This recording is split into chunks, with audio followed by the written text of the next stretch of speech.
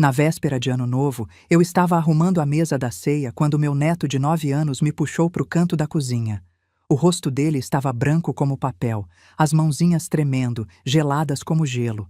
Ele se agarrou no meu braço com uma força que eu nem sabia que uma criança tinha e sussurrou com a voz embargada: "Vovó, a gente precisa sair daqui agora. Eu ouvi o papai falando sobre você."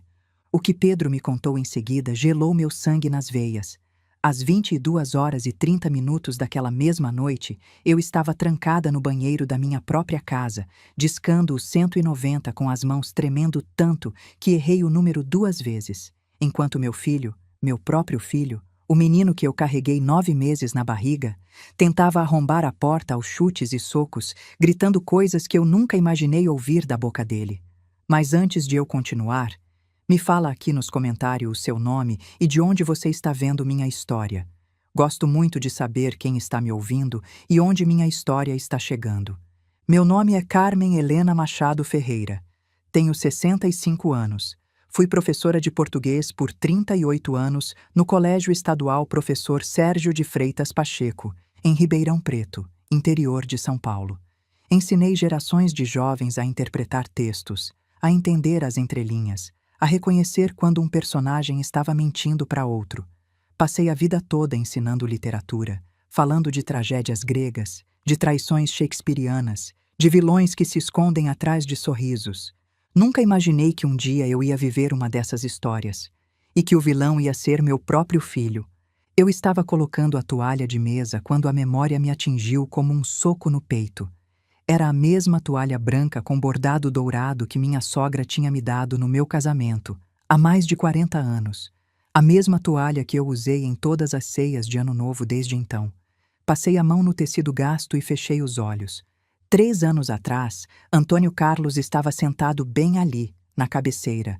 Ele tinha rido quando eu queimei as rabanadas. "Carminha", ele disse com aquele jeito calmo que só ele tinha. "Depois de 42 anos de casamento, eu já esperava que você fosse mestre em rabanada." Eu tinha dado um tapa de brincadeira no ombro dele. Ele tinha me puxado pela cintura e me dado um beijo na testa. O último Ano Novo juntos. 3 meses depois, ele estava morto. Infarto fulminante. Nem deu tempo de chegar no hospital. Eu segurei a mão dele na ambulância enquanto ele partia, e a última coisa que ele disse foi: "Cuida do nosso menino, Carminha. Cuida do Renato." Se ele soubesse. Meu Deus, se ele soubesse o que o nosso menino estava planejando fazer comigo. Eu alicei a toalha com as mãos, sentindo o tecido gasto em alguns pontos, ainda firme em outros. 3 anos. 3 anos sem ele na cabeceira. 3 anos de cadeira vazia. 3 anos aprendendo a viver sozinha numa casa que sempre foi cheia demais. A casa era um sobrado dos anos 70 que meus pais construíram. Fui criada ali. Casei e fiquei ali. Criei meu filho ali. Enterrei meu marido e continuei ali. As paredes conheciam cada momento da minha vida, dos mais felizes aos mais tristes. Cada canto daquela casa contava uma história. Naquela véspera de Ano Novo, eu tinha decorado tudo com cuidado. Velas perfumadas, enfeites dourados, o balde de gelo esperando a champanhe. Na cozinha, o cheiro do pernil assando se espalhava pela casa toda, misturado com o aroma do arroz com passas e da farofa de bacon. A lentilha já estava pronta na panela. Lentilha para dar sorte no Ano Novo, como minha mãe sempre fazia. Que ironia, né? Lentilha para dar sorte e meu filho no porão planejando minha morte. O rádio tocava Roberto Carlos cantando aquelas músicas de fim de ano que todo mundo conhece. O calor do verão paulista entrava pelas janelas abertas, uns 32 graus do lado de fora, e eu ajustava o ventilador para refrescar a sala. Tudo normal. Tudo exatamente como deveria ser. Eu não fazia ideia de que seria a última ceia que eu prepararia naquela casa. Não fazia ideia de que, em poucas horas, policiais estariam arrombando minha porta enquanto meu filho era jogado no chão e algemado como um bandido qualquer. Porque era isso que ele era. Um bandido. Eu só não sabia ainda. A campainha tocou às 17h15. Eu sequei as mãos no pano de prato, fiz o sinal da cruz. Eu sempre faço antes de receber visita. É costume antigo. E fui atender. Antes de abrir, respirei fundo. Ensaiei um sorriso. Era importante que tudo parecesse bem. Era importante que a família estivesse unida no fim do ano. Abri a porta e lá estava ele. Renato, meu único filho, meu menino. 42 anos, alto, bonito, bem vestido como sempre. Ele me puxou para um abraço rápido, desses de quem está cumprindo obrigação. Senti o perfume caro que ele usava agora, diferente daquele que eu dava para ele todo Natal quando era mais novo. O abraço durou menos de 2 segundos. Quando ele se afastou, a primeira coisa que eu notei foi o relógio. Um Rolex, dourado, brilhando no pulso dele como se estivesse gritando para todo mundo ver. Meu estômago afundou. No mês anterior, sabe o que aconteceu? Renato veio me visitar. Sentou na minha cozinha, tomou o café que eu fiz, comeu o bolo de fubá que eu tinha preparado especialmente para ele e me olhou com aquela cara de coitado que ele fazia desde criança quando queria alguma coisa. Mãe, as coisas estão muito difíceis, ele disse mexendo na xícara sem me olhar nos olhos. O mercado imobiliário tá horrível. Eu e a Vanessa mal estamos conseguindo pagar as contas. Esse ano foi o pior da minha carreira. Meu coração de mãe apertou, né? Eu ofereci ajuda. Disse que podia emprestar algum dinheiro, que não precisava devolver, que eu tinha minhas economias guardadas justamente para isso. Ele recusou. Não precisa, mãe. Disse com aquele sorriso que eu achava lindo e agora sei que era falso. A gente se vira, é só uma fase.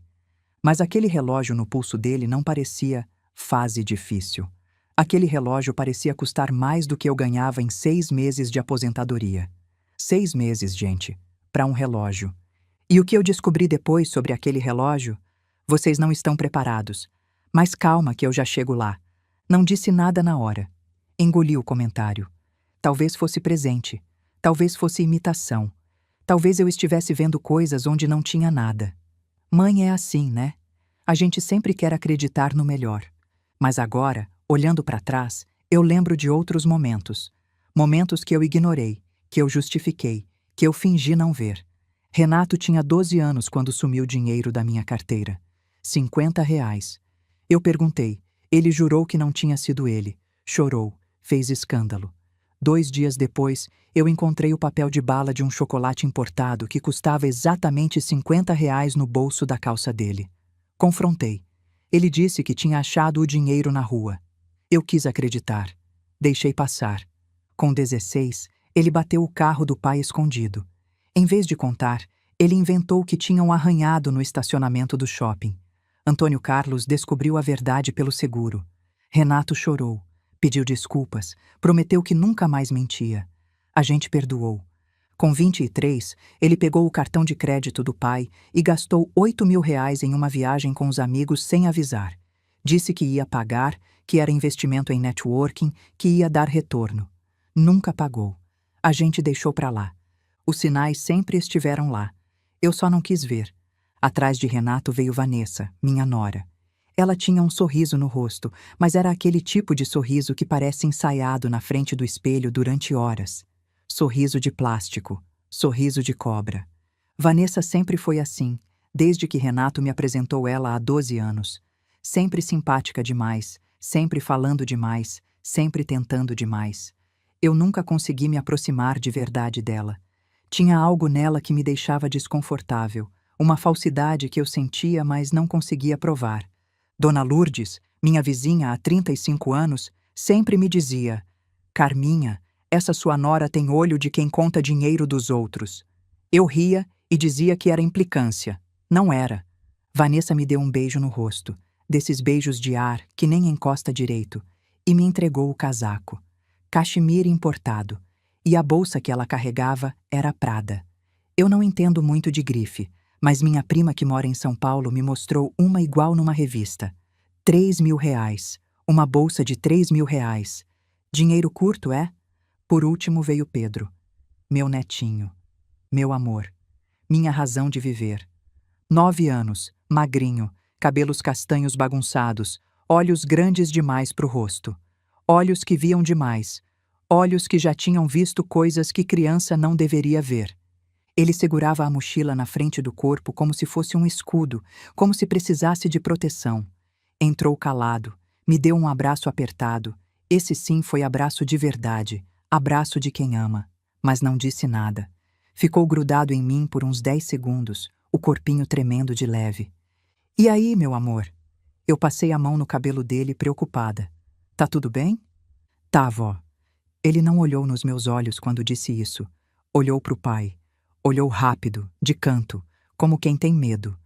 Eu fui professora por 38 anos. Eu sei quando uma criança está mentindo.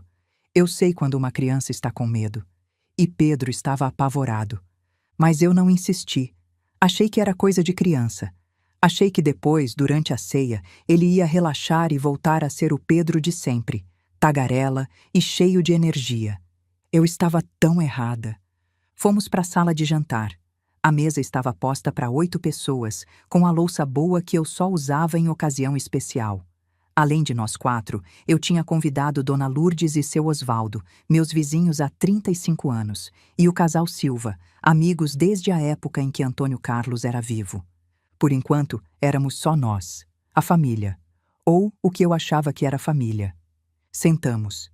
Renato puxou a cadeira para Vanessa com aquele cavalheirismo ensaiado, depois sentou ao lado dela. Pedro veio para o meu lado, sentou na cadeira que costumava ser do avô. Eu servi o salpicão, passei o pão, tentei puxar conversa. Como estão as vendas, filho? Fechou alguma coisa boa esse mês? Renato demorou para responder. O celular dele tinha vibrado no bolso. Já era a terceira vez desde que chegou, e ele conferiu a tela antes de me olhar. O rosto dele mudou por um segundo. Ficou tenso, branco. Depois voltou ao normal. Tá difícil, mãe. A voz era seca. Ninguém quer comprar imóvel agora. Juros altos, economia ruim. A gente sobrevive. Se precisar de alguma coisa, filho, você sabe que eu... Não preciso. Ele cortou rápido. Rápido demais. Agressivo. Já disse que a gente tá bem. Para de ficar oferecendo dinheiro, mãe. É constrangedor. Constrangedor. Meu filho disse que me preocupar com ele era constrangedor. Eu fingi que não doeu. Mãe faz isso, né? Finge que não dói. Engole o choro e continua servindo a comida com um sorriso no rosto. Vanessa entrou na conversa, falando sem parar sobre uma liquidação no shopping, sobre uma vizinha que tinha reformado a casa, sobre a festa de fim de ano da escola do Pedro. Ela falava e falava e falava, enchendo o silêncio com palavras que não diziam nada. Eu a sentia nos momentos certos, mas não estava prestando atenção. Eu estava olhando para o Renato. O celular dele vibrou de novo. E de novo. E de novo. Cada vez que vibrava, ele olhava a tela, e cada vez que olhava, a mandíbula dele travava. Os nós dos dedos ficavam brancos de tanto apertar os talheres. Uma veia no pescoço dele pulsava. Ele não respondia às mensagens, só olhava e guardava o celular de volta no bolso, cada vez mais agitado. E Pedro, meu Pedro, ele não estava comendo. Empurrava a comida de um lado para o outro do prato, os olhos baixos, mas de vez em quando levantava o olhar e ficava observando o pai. E toda vez que olhava, algo no rosto dele mudava. Medo. Era medo puro nos olhos do meu neto. Eu devia ter perguntado. Eu devia ter insistido. Eu devia ter levado o Pedro para o canto naquela hora e perguntado o que estava acontecendo. Mas eu não fiz, e quase paguei com a minha vida. O celular de Renato tocou. Dessa vez não era mensagem, era ligação. Ele olhou a tela e algo mudou na expressão dele. Os olhos ficaram duros, frios. O maxilar travou. Ele parecia outro homem. Preciso atender. Ele levantou, já levando o celular à orelha. É trabalho. No fim de ano? Vanessa perguntou, mas não parecia surpresa. Parecia estar repetindo uma fala decorada. Corretor não tem fim de ano. Renato já estava andando em direção à cozinha. Não demoro. Eu ouvi os passos dele descendo a escada do porão. A porta rangeu quando ele abriu. Depois, silêncio. Por que alguém atende ligação de trabalho no porão da casa da mãe? Por que não fica na sala, na cozinha, no quintal? Por que descer para o lugar mais escondido da casa para falar no telefone? Essa pergunta ficou martelando na minha cabeça. Naquele mesmo momento, Pedro pediu para ir ao banheiro. Empurrou a cadeira, murmurou um "com licença", quase inaudível, e saiu da sala de jantar. Vanessa nem pareceu notar. Continuou falando sobre promoções e vizinhos e coisas que não importavam. Falava alto, animada demais, como se estivesse tentando me distrair. E estava. Eu só não sabia ainda. Uns 10 minutos se passaram. Vanessa tinha mudado de assunto umas 3 vezes. Eu já não conseguia mais fingir que estava prestando atenção. Minha mente estava em outro lugar, tentando entender por que meu filho precisava atender uma ligação no porão. Foi quando a porta do porão rangeu de novo. Mas não foi Renato que apareceu. Foi Pedro. E o que eu vi no rosto do meu neto me assombra até hoje. Ele estava branco.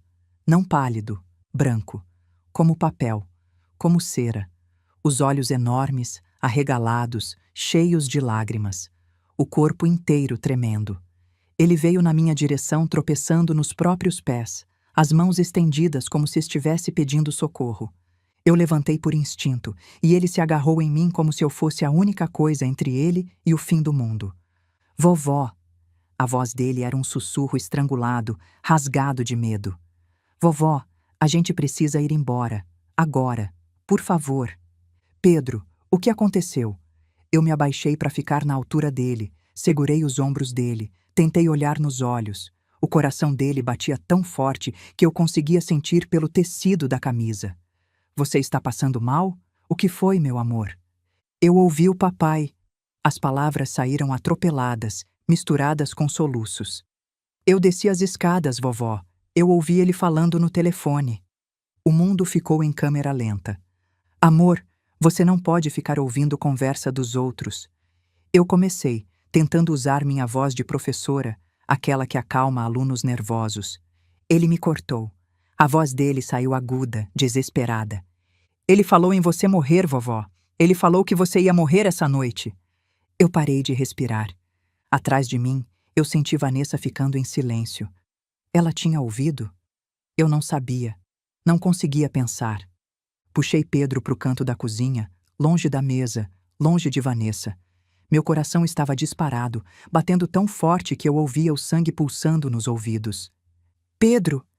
Eu segurei o rosto dele entre minhas mãos. Olha para a vovó. Me conta exatamente o que você ouviu. Cada palavra. Ele engoliu em seco. As lágrimas escorriam pelo rosto dele, molhando meus dedos. Eu desci as escadas do porão devagarinho. O papai não me viu. Ele estava de costas, falando no telefone. A voz dele era diferente, vovó. Não era a voz do papai. Era uma voz feia. Uma voz de gente má. Minha garganta apertou. O que ele disse, meu amor? Ele disse...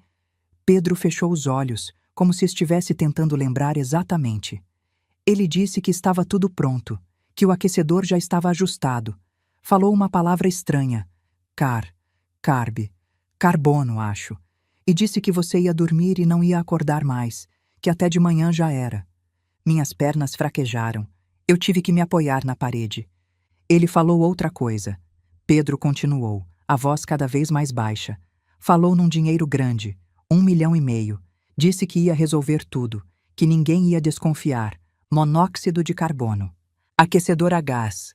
1,5 milhão. Meu seguro de vida. Renato era o beneficiário único. Não. Eu disse em voz alta sem querer. Não. Não é possível. Não. Vovó? Pedro me olhava assustado. Vovó, o que está acontecendo? O que o papai vai fazer? Eu não conseguia responder. O mundo girava. Minha visão escurecia nas bordas. Eu sentia o gosto de metal na boca, aquele gosto de medo puro, de pânico.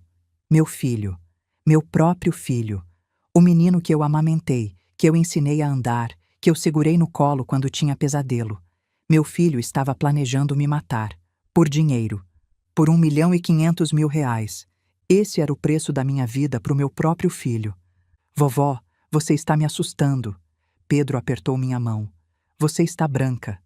Eu respirei fundo. 1 vez, 2 vezes, 3 vezes. Pedi força a Deus mentalmente, como minha mãe me ensinou a fazer nos momentos difíceis. Eu precisava pensar, precisava agir, não podia desmoronar ali. Pedro.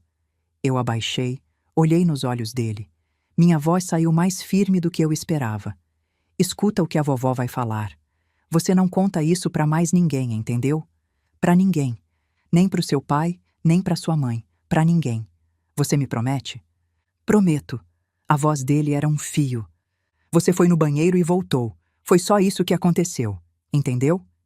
Ele assentiu, os olhos ainda cheios de lágrimas. Passos na escada do porão.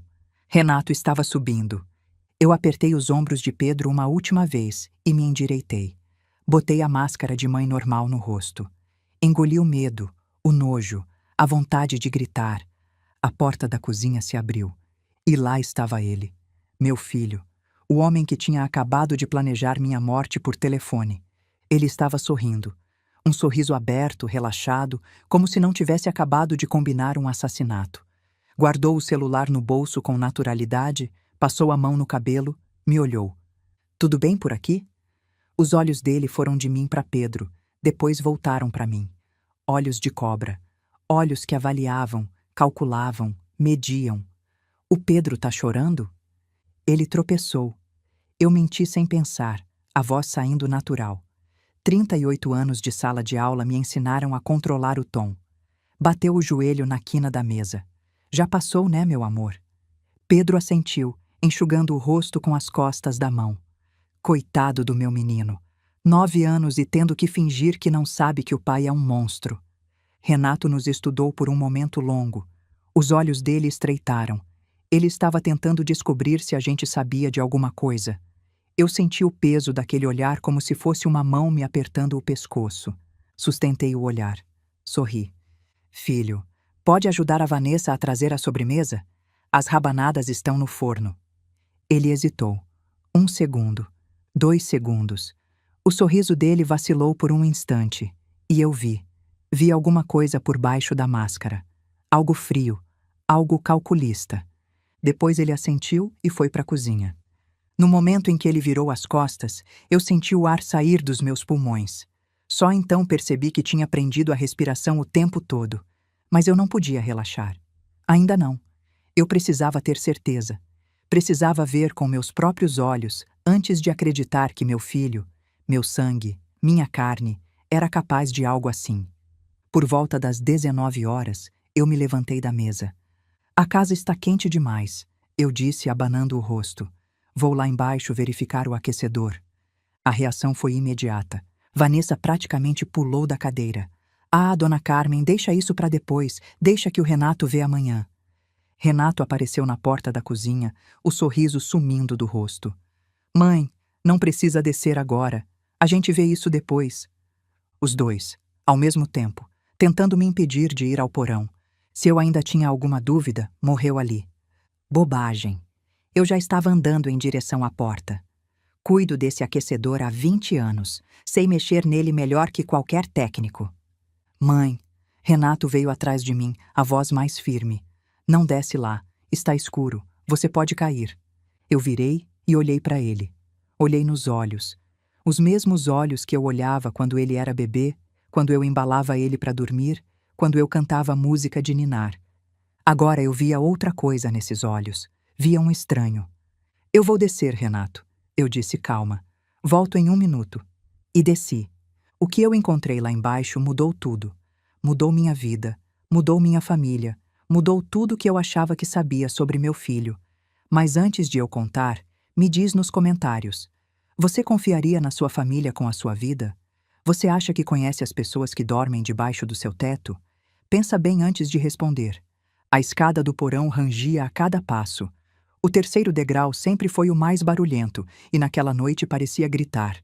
Cada som ecoava no silêncio como um aviso. Ou talvez fosse Deus me mandando um sinal. O porão era exatamente como tinha sido a vida inteira. Meio escuro, cheiro de mofo e metal, uma lâmpada fraca amarelada no centro do teto. Caixas empilhadas num canto, ferramentas penduradas na parede, o tanque de lavar roupa que ninguém usava mais. E o aquecedor. Era um modelo Bosch, instalado em 2005. Antônio Carlos tinha contratado um técnico especializado, porque segurança com gás não era brincadeira. Carminha, ele disse na época, isso aqui pode matar se não for instalado direito. Tem que tirar o gás para fora da casa. O técnico verificou tudo. Instalou os dutos de exaustão direcionados para fora, pela parede lateral. Colocou o detector de monóxido de carbono na parede, bem visível. Antônio Carlos conferiu 2 vezes. Eu me aproximei do aquecedor com o coração na garganta.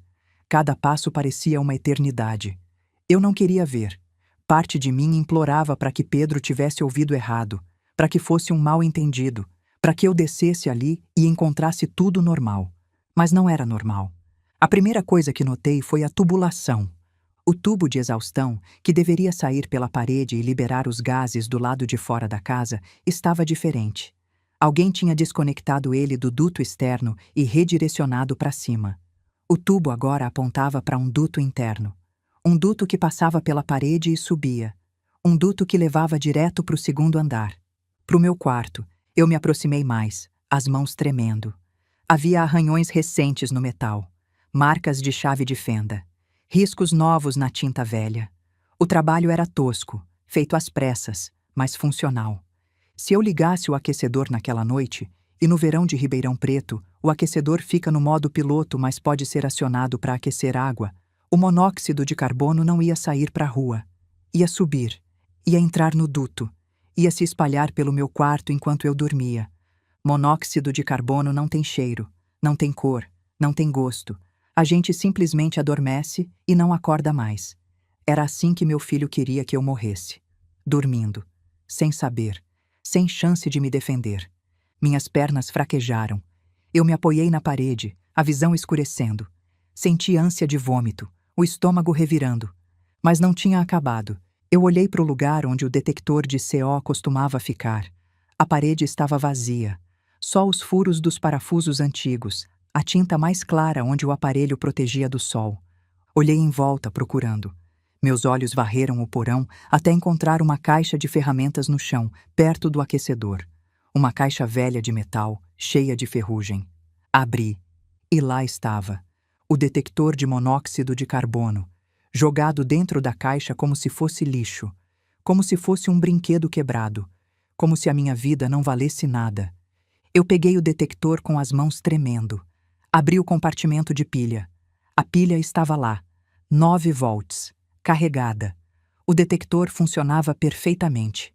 Alguém tinha tirado ele da parede de propósito. Alguém que sabia exatamente o que estava fazendo. Alguém que não queria que o alarme tocasse quando o gás começasse a subir. Meu filho tinha feito isso.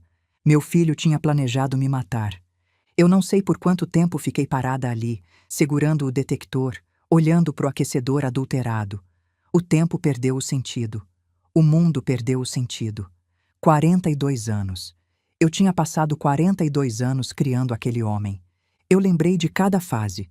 Os primeiros passos na sala, ele cambaleando entre o sofá e a mesinha, rindo quando caía. As primeiras palavras, mama, papa, aga, pra água.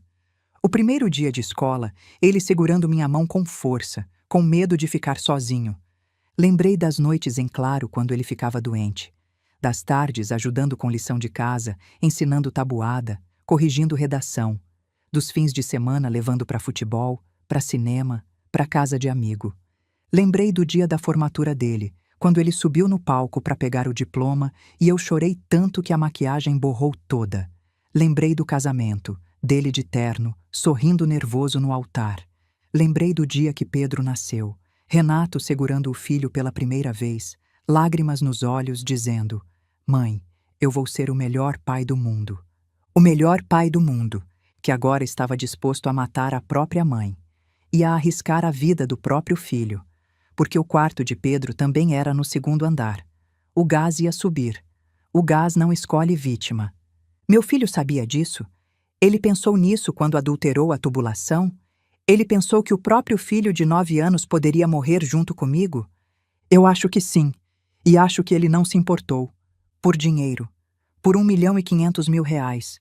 Por dívidas que ele mesmo criou, que ele mesmo escondeu, que ele poderia ter resolvido de 1000 outras formas. Ele escolheu me matar. E quase matou o filho junto. Eu respirei fundo. 1 vez. 2. 3.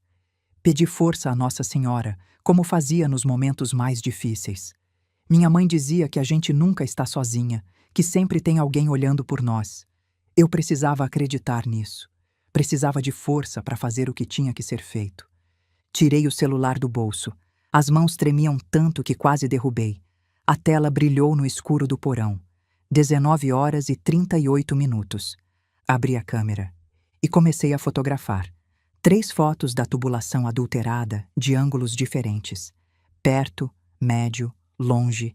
2 fotos do detector dentro da caixa de ferramentas. Uma foto do número de série do aquecedor. Uma foto da parede onde o detector costumava ficar. Documentar tudo. Provas, evidências.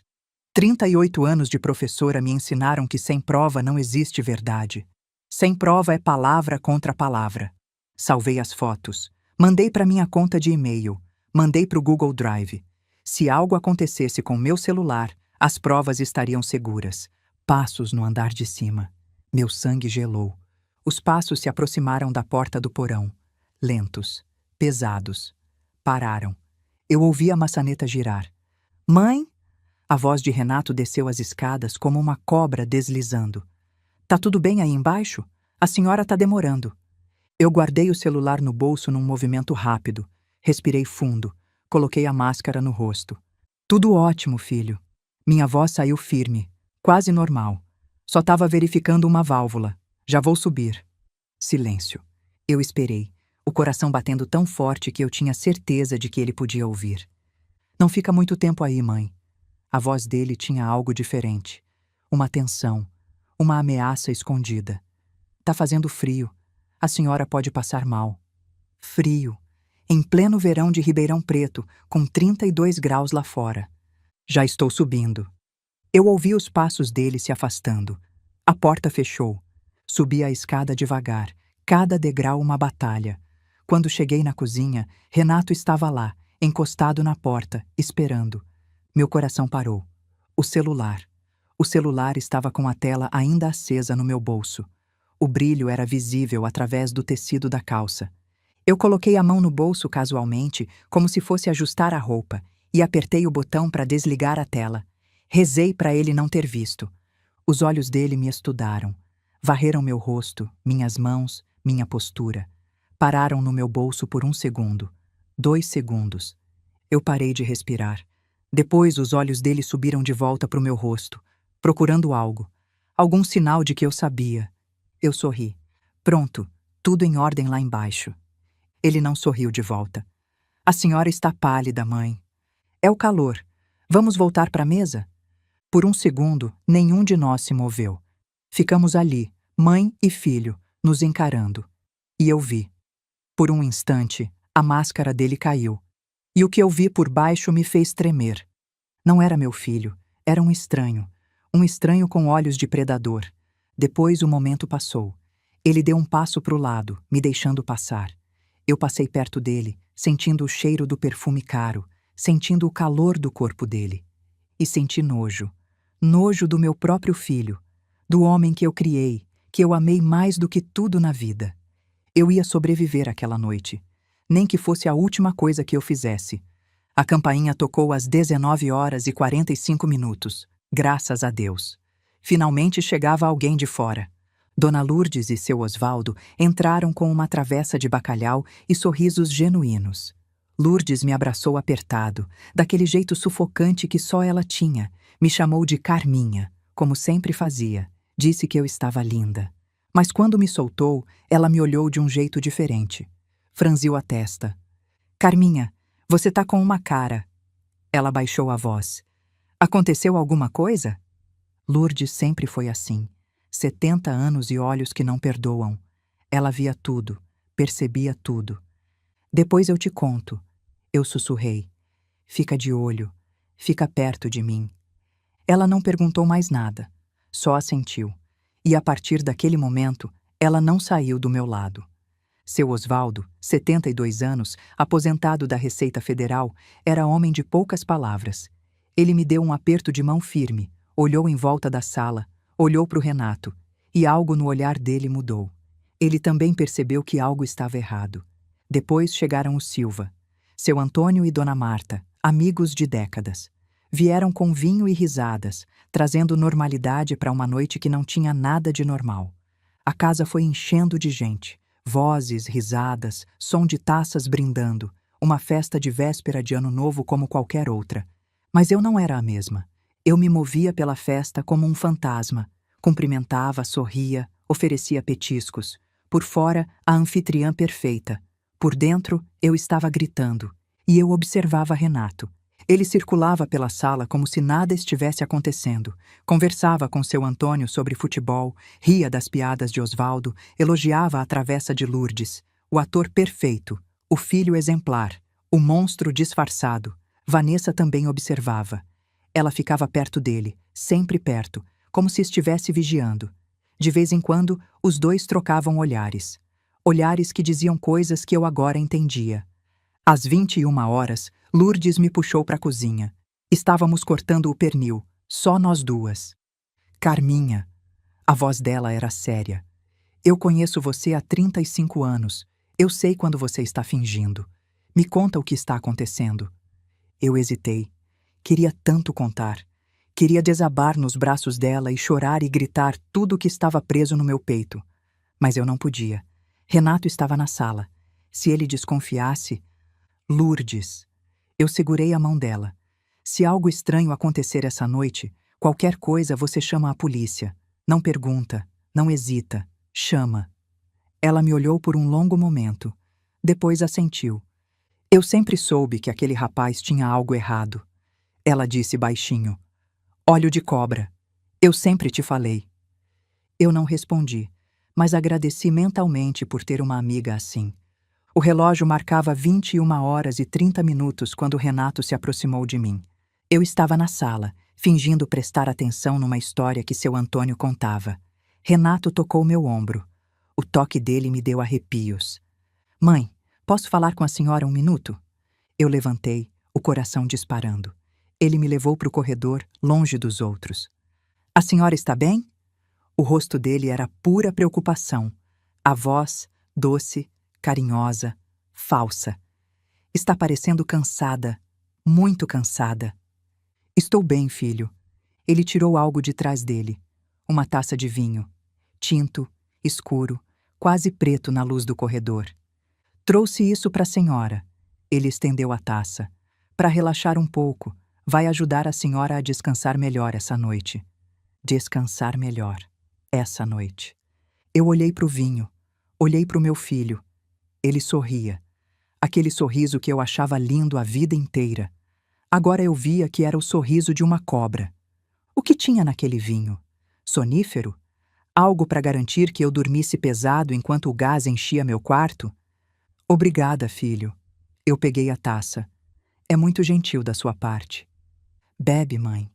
Ele não se moveu. Ficou ali, me olhando, esperando. Bebe enquanto está no ponto. Eu levei a taça aos lábios. O vinho tocou minha boca. Eu não engoli. Só deixei molhar os lábios. Fingi um gole. Está ótimo. Renato relaxou. Os ombros dele baixaram. A tensão sumiu do rosto. Que bom, mãe. A senhora deveria descansar um pouco, sabe? Ir pro quarto. Dormir cedo. Eu acordo a senhora antes da meia-noite pra gente brindar. Dormir cedo. No meu quarto. Com o aquecedor adulterado pronto para me matar. Acho que vou ficar mais um pouco, eu disse. Ver a meia-noite com vocês. Algo passou pelo rosto dele. Rápido. Uma sombra. Irritação, frustração, raiva. Claro, mãe. A voz era controlada. Como a senhora preferir. Ele voltou para a sala. Eu fui para o banheiro e joguei o vinho no ralo. Observei o líquido escuro descer, vermelho escuro como sangue. Nunca mais eu ia beber nada que viesse das mãos dele. Nunca mais eu ia comer nada que ele me oferecesse. Nunca mais eu ia confiar uma única palavra que saísse daquela boca. Meu filho estava morto para mim. O que restava era um estranho perigoso com o rosto dele. Voltei para a sala. Pedro estava no sofá, fingindo mexer no tablet, mas os olhos dele estavam em mim. Quando me viu, o rosto dele se iluminou de alívio. Eu sentei ao lado dele, bem perto. Falei baixo, quase um sussurro, a boca perto do ouvido dele. Meu amor, escuta a vovó com atenção. Hoje você vai dormir no sofá, tá? Fica aqui embaixo vendo filme a noite toda. Não sobe pro quarto de jeito nenhum. Por nada desse mundo. Ele me olhou com aqueles olhos enormes. Por quê, vó? Confia em mim, e se acontecer qualquer coisa estranha, qualquer coisa mesmo, você corre pra casa da dona Lourdes. Não para, não olha pra trás, não obedece ninguém. Você corre, toca a campainha, grita, faz barulho, entendeu? Vó! A voz dele tremeu. Vó, eu tô com muito medo. Eu segurei o rosto dele entre minhas mãos. Olhei nos olhos dele. Aqueles olhos que confiavam em mim mais do que em qualquer pessoa no mundo. Eu também tô com medo, meu amor. Mas a gente vai ficar bem. A vovó promete. Deus está olhando por nós. E se o papai... Seu pai não vai machucar ninguém. Eu menti. Menti para proteger ele. A vovó não vai deixar. Pedro me abraçou apertado. Eu senti o corpinho dele tremendo contra o meu. 9 anos. 9 anos, e já sabia que o próprio pai era um monstro. Vovó, ele sussurrou no meu ouvido. Se o papai tentar te machucar, eu vou te defender. Eu juro. Meu coração quebrou em 1000 pedaços. Você já me defendeu, meu amor. Você me salvou. Agora a vovó vai cuidar do resto. Pedro abriu a boca para falar mais alguma coisa, e foi quando eu vi pelo canto do olho. Renato. Ele estava vindo na nossa direção e tinha algo no olhar dele. Desconfiança. Raiva contida. Eu apertei a mão de Pedro com força, sinal para ele ficar quieto. O que vocês dois estão cochichando? A voz de Renato veio de trás de nós. Eu me virei devagar, o coração disparado. Ele estava parado a 2 metros, nos observando. Os braços cruzados. O rosto sem expressão. Os olhos calculando. Coisa de vó e neto. Eu sorri, forçando naturalidade. Ele quer dormir no sofá vendo filme. Deixa, né? É véspera de Ano Novo. Renato olhou de mim para Pedro. Os olhos dele se estreitaram. Eu vi ele pensando, avaliando. Ele não devia ficar acordado até tarde. Uma noite não vai fazer mal. Deixa o menino, filho. É festa. Silêncio. Tensão. Tudo bem. Renato deu de ombros, a voz casual. Mas não reclama amanhã se ficar cansado. Ele voltou para a conversa com os outros. Eu soltei o ar que estava prendendo. Pedro apertou minha mão. 3 vezes. Nosso código secreto desde que ele era bebê. 3 apertos significavam eu te amo. Eu apertei de volta. 3 vezes. O relógio corria. 22 horas. 22 horas e 10 minutos. 22 horas e 15 minutos. Os convidados começaram a ir embora. Dona Lourdes me abraçou na porta, demorado, e sussurrou no meu ouvido. Eu vou ficar acordada. Qualquer coisa, qualquer barulho, eu chamo a polícia. Eu assenti, agradecida. Seu Osvaldo me deu um aperto de mão e um olhar significativo. Ele também sabia que algo estava errado. Ele também ia ficar de olho. Os Silva se despediram com beijinhos e promessas de almoço em janeiro. A cada pessoa que saía, a casa ficava mais vazia e mais perigosa. 22 horas e 20. Renato fechou a porta atrás dos últimos convidados. Virou para mim. O sorriso tinha sumido. Mãe, a senhora está exausta. Precisa ir descansar. Vou ficar mais um pouco. Não, mãe. A voz dele tinha mudado. Mais firme, mais fria, mais perigosa. A senhora precisa dormir. Eu insisto. Vanessa apareceu ao lado dele. O rosto dela estava tenso, os olhos nervosos. É, dona Carmen. A senhora trabalhou tanto preparando tudo. Merece descansar. A gente acorda a senhora para brindar. Eles estavam me cercando, me empurrando para o quarto, para o aquecedor, para a morte. Eu olhei para o Pedro no sofá. Ele me olhava de volta, os olhos arregalados de medo. Sabe o quê? Eu disse, a voz calma apesar do coração explodindo no peito. Vou passar no banheiro primeiro. Já volto. Eu andei em direção ao lavabo do térreo. O único banheiro da casa com fechadura de verdade. Uma fechadura de metal, firme, que Antônio Carlos instalou anos atrás. Entrei. Fechei a porta. Girei a chave. O clique da fechadura soou como uma sentença. Estava feito. Não tinha mais volta. Me encostei na porta, respirando fundo. As mãos tremiam tanto que eu mal conseguia segurar o celular. O coração batia tão forte que eu sentia no pescoço, nas têmporas, no peito. Olhei em volta. O banheiro era pequeno. Azulejos brancos antigos, pia de mármore, armário de remédios. Uma janela pequena com vidro fosco, pequena demais para passar um adulto. Não tinha saída. Se Renato arrombasse a porta, eu estava presa. Mas eu não tinha escolha. Ou tinha. Por um momento, Um momento terrível que me assombra até hoje. Eu hesitei. E se eu estivesse errada? E se Pedro tivesse entendido mal? E se fosse só uma conversa sobre trabalho que uma criança de 9 anos interpretou errado? Eu ia destruir minha família por causa de um mal-entendido? Eu ia mandar meu único filho para a cadeia? Eu ia fazer o Pedro crescer sem pai? Minha mão tremeu sobre o celular. As lágrimas embaçaram minha visão. Por um segundo, eu quase guardei o telefone. Quase abri a porta. Quase fui até o Renato e perguntei diretamente: Filho, o que você estava fazendo no porão? Mas aí eu lembrei. Lembrei da tubulação redirecionada, do detector na caixa de ferramentas, das marcas de ferramenta no metal. Lembrei do vinho que ele me ofereceu com aquele sorriso de cobra. Lembrei que o quarto de Pedro também era no segundo andar, que o gás ia subir, que meu neto podia morrer junto comigo. Isso não era mal-entendido. Isso era tentativa de assassinato. E se eu não agisse agora, nós dois estaríamos mortos até de manhã. Eu enxuguei as lágrimas, respirei fundo e fiz o que tinha que ser feito. Peguei o celular. A tela brilhou no escuro. 22 horas e 27 minutos. Bateria em 47%. Disquei 190. Errei o número. Os dedos tremiam demais. Respirei fundo. Tentei de novo, chamando. 1 toque, 2 toques, 3. 190. Qual a sua emergência? A voz era feminina, profissional, calma. Uma âncora no meio do caos. Meu nome... Eu engoli seco, forcei as palavras a saírem. Meu nome é Carmen Helena Machado Ferreira. Estou na Rua das Palmeiras, 247, Jardim Sumaré, Ribeirão Preto. Meu filho e minha nora estão tentando me matar essa noite. Pausa do outro lado. Eu quase ouvi a atendente prendendo a respiração. Senhora, pode repetir o que disse? Meu filho adulterou o aquecedor a gás da minha casa para me matar com monóxido de carbono. As palavras jorravam agora, desesperadas. Ele redirecionou a tubulação de exaustão para o meu quarto. Tirou o detector de gás da parede.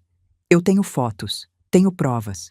Meu neto de 9 anos ouviu ele planejando pelo telefone. A senhora está em local seguro agora? Estou trancada no banheiro, mas meu filho vai perceber que eu... Bang! Batida forte na porta. Eu quase deixei o celular cair. Mãe! A voz de Renato do outro lado. A senhora tá aí dentro? Eu cobri o microfone com a mão. Tô bem, filho. Só um mal-estar. Abre a porta. Deixa eu ver se a senhora precisa de alguma coisa.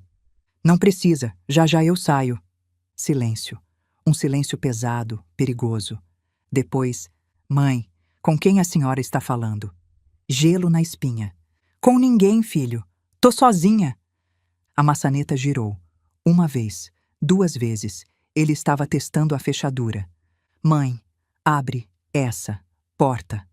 Cada palavra era uma ameaça. A voz dele não era mais de filho, era de predador. Senhora! A voz da atendente no celular, urgente. Viaturas já estão a caminho. Tempo estimado, 5 minutos. Fica na linha comigo. Não desliga. Vou tentar, eu sussurrei. Mãe! Renato gritou, e eu ouvi ele se jogando contra a porta. A madeira tremeu. Com quem você tá falando? A voz de Vanessa histérica do corredor. Renato, ela tá ligando pra polícia. Eu ouvi ela falando no banheiro. O quê? O mundo explodiu.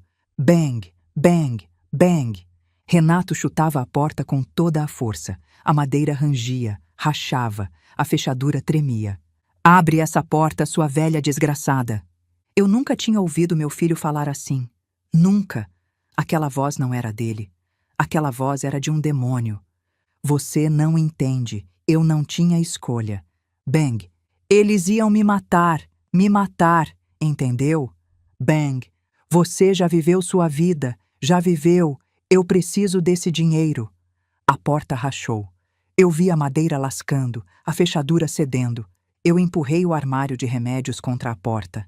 Era leve, não ia segurar nada, mas era tudo que eu tinha. Eu empurrei com todo o peso do meu corpo. Senhora, os policiais estão há 3 minutos.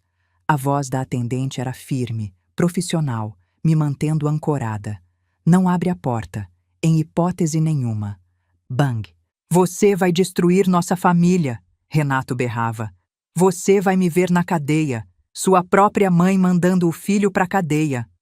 Eu gritei de volta, a raiva finalmente explodindo. Você ia me matar, Renato. Seu próprio filho dorme no segundo andar. O gás ia matar ele também. Você pensou nisso? Pensou no Pedro? Silêncio. Por um segundo, tudo parou. Eu ouvi a respiração dele do outro lado da porta, pesada, ofegante. Depois, eu ia tirar ele do quarto. A voz dele era baixa agora, fria. Ia inventar uma desculpa. Ele não ia morrer. E se você esquecesse? E se ele subisse no meio da noite? Silêncio. Era um risco que eu tinha que correr. A frase me atingiu como um tapa. Um risco. A vida do próprio filho era um risco que ele estava disposto a correr. Senhora, 2 minutos. A atendente. Aguenta firme. Bang. A porta cedeu mais. Eu via a madeira quebrando, a fechadura quase soltando. Renato, a gente tem que ir embora. Vanessa gritava desesperada. A polícia tá chegando, vamos pela porta dos fundos. Não, eu preciso. Bang. Explicar para ela. Bang. Ela não entende.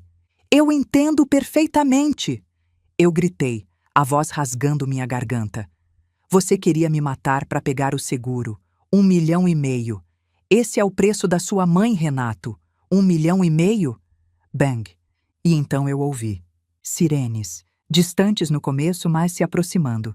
Cada vez mais perto, cada vez mais alto. O som mais lindo que eu já ouvi na vida. Não. A voz de Renato mudou. O desespero tomou conta.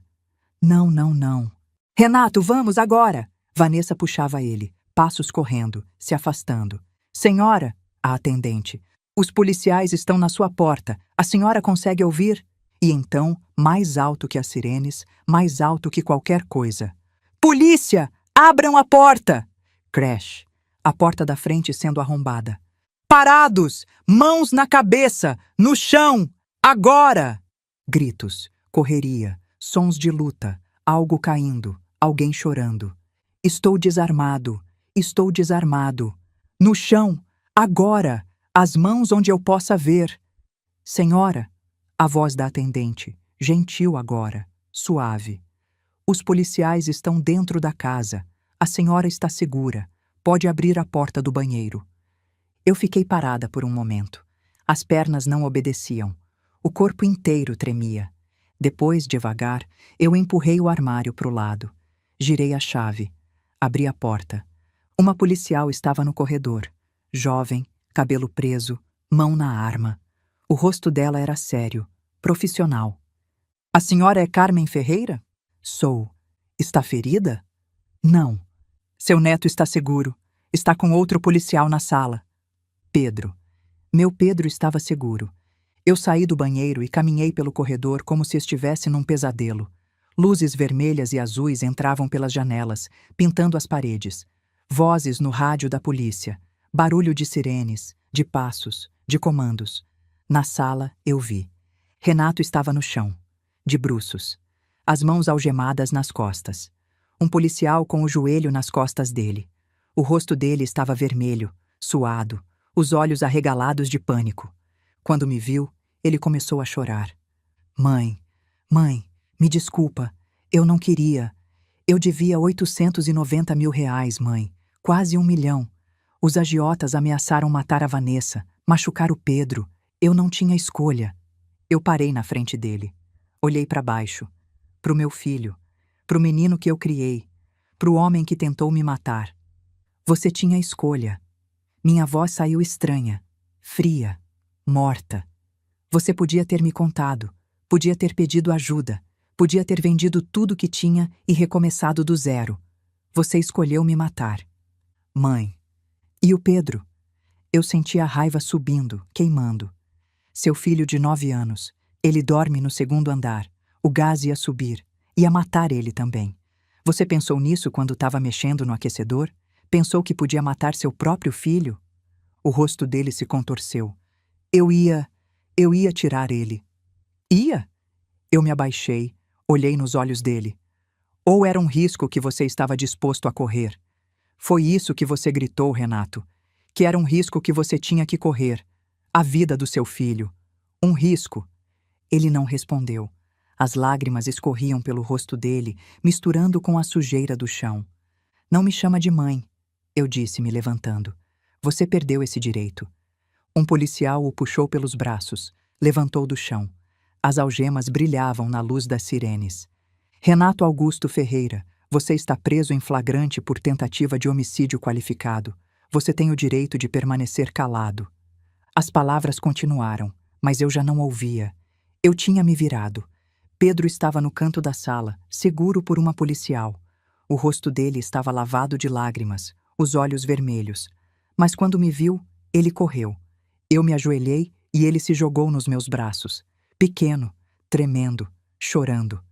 Vovó, vovó, eu tive tanto medo. Acabou, meu amor. Eu o apertei contra mim, sentindo o coração dele batendo contra o meu. Acabou, estamos seguros. Atrás de mim, eu ouvi Vanessa sendo arrastada para fora. Ela chorava, gritava que não tinha feito nada, que não sabia de nada. Mentiras, tudo mentira. Os policiais levaram Renato para a viatura. Antes de sair, ele virou a cabeça. Nossos olhos se encontraram uma última vez. Os lábios dele se moveram. Eu não ouvi o som, mas li as palavras. A culpa é sua. A culpa é sua. Depois de tudo. Depois de planejar minha morte. Depois de arriscar a vida do próprio filho. A culpa era minha. Eu virei as costas, abracei meu neto mais forte e não olhei para trás. A delegada chegou 1 hora depois. Mônica Andrade. 45 anos, cabelo preso num coque apertado, olhos cansados, mas atentos. O tipo de mulher que já viu de tudo e não se impressiona com mais nada. Ela sentou na poltrona da minha sala, a minha sala que agora era cena de crime, e me fez contar tudo, do começo ao fim, cada detalhe. Quando eu mostrei as fotos no celular, ela ficou em silêncio por um longo momento. Depois balançou a cabeça. Isso é tentativa de homicídio qualificado, premeditado, com o agravante de ser contraascendente. Ela me olhou. A senhora entende o que isso significa? Meu filho vai para a cadeia. Por muito tempo. E a nora também. Ela sabia. Não tem como não saber. Eu assenti. Não tinha mais lágrimas. Não tinha mais nada. A delegada se levantou para ir embora, mas parou na porta. Virou para mim. Senhora Carmen, posso fazer uma pergunta pessoal? Pode. Como a senhora teve coragem? A maioria das mães não consegue. Preferem morrer a denunciar os filhos. Eu olhei para Pedro, adormecido no sofá depois de tanto chorar. Não foi coragem, eu disse. Foi ele. Se fosse só eu, talvez... Eu não sei. Talvez eu tivesse confrontado o Renato, tentado resolver de outra forma, deixado ele me convencer de que era engano. Fiz uma pausa. Mas o Pedro também estava em perigo. O quarto dele é no 2º andar. O gás ia matar nós dois. E quando eu entendi isso, não teve mais dúvida. Entre o meu filho que queria me matar e o meu neto que podia morrer junto, a escolha foi fácil. A delegada assentiu devagar. A senhora salvou 2 vidas hoje, a sua e a dele. Lembra disso quando vier o peso. Ela saiu. Eu fiquei ali, sozinha na minha sala destruída, ouvindo as sirenes ao longe, olhando meu neto dormir. Meia-noite chegou sem que eu percebesse. Fogos de artifício estouraram no céu. O ano novo começou, e eu estava viva para ver. Dona Lourdes atravessou a rua assim que a última viatura foi embora. Ela entrou na minha casa sem pedir licença, olhou em volta para os policiais que ainda documentavam tudo e foi direto até mim. Carminha, você e o Pedro vão dormir lá em casa. Não discute. Lourdes. Não discute. Ela já estava pegando Pedro do sofá, com aquela força de mulher que criou 4 filhos e enterrou 2 maridos. Essa casa é cena de crime. Você não pode ficar aqui. E mesmo se pudesse, eu não ia deixar. Eu não tive forças para discutir. Ela me guiou para fora da minha própria casa, atravessamos a rua, entramos na casa dela. Seu Osvaldo estava na sala, sério como sempre. Ele só assentiu quando entramos. Eu sempre desconfiei daquele rapaz. Lourdes disse enquanto colocava Pedro no quarto de hóspedes. Sempre, desde que ele era adolescente. Olho de cobra, eu sempre falei.